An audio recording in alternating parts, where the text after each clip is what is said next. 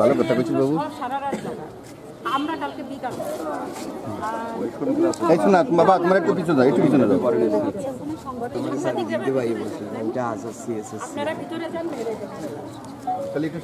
সুজি পিঠা, ভাপা পিঠা, আর এখানে যে আপনার নকশি যে জামাইটা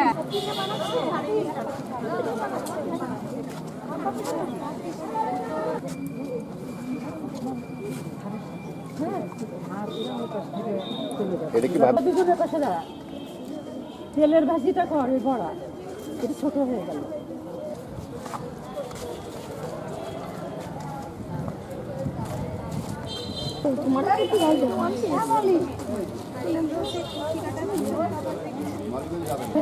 আমরা একটু ভিডিও করি। বানাও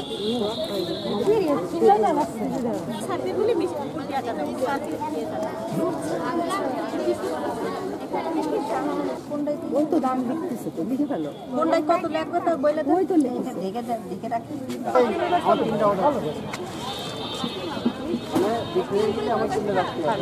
এটাই আমরা প্রতিষ্ঠিত করার জন্য আবারই করলাম যে না, আমরা শুধুমাত্র পিঠা, গ্রামের পিঠা করেছি। ডাল ভাজা, বড়া, লুচিটা যে ডাউল নিয়ে আসছে ওখানে এখনই ভেজে দেবে।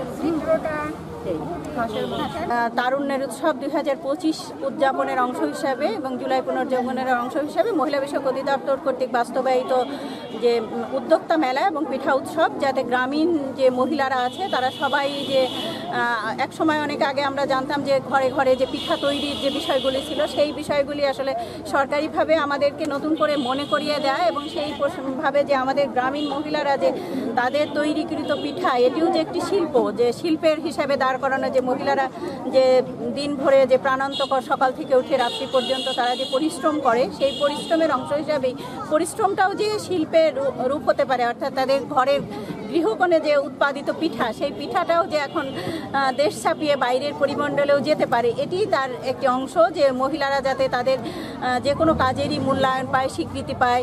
এবং পিঠা, যে গ্রামীণ যে পিঠা উৎসব, সেটি যেহেতু আমরা ছোট বাচ্চারা যারা আছে আমরা যেন ভুলে না যাই, যে শীত আসলেই যে আগে যে মানুষের যে পিঠা পুলির যে আনন্দের স্বাদ, যে একটি সময় যে বাচ্চারা মামা বাড়িতে বেড়াতে যায়, যে পরীক্ষা শেষ এখন তাহলে আমরা পিঠা পুলির স্বাদ নিই, সেই বিষয়টি যে এখানে বাচ্চারা আছে বা সবাই আছে সেভাবেই স্মরণ করানো। যে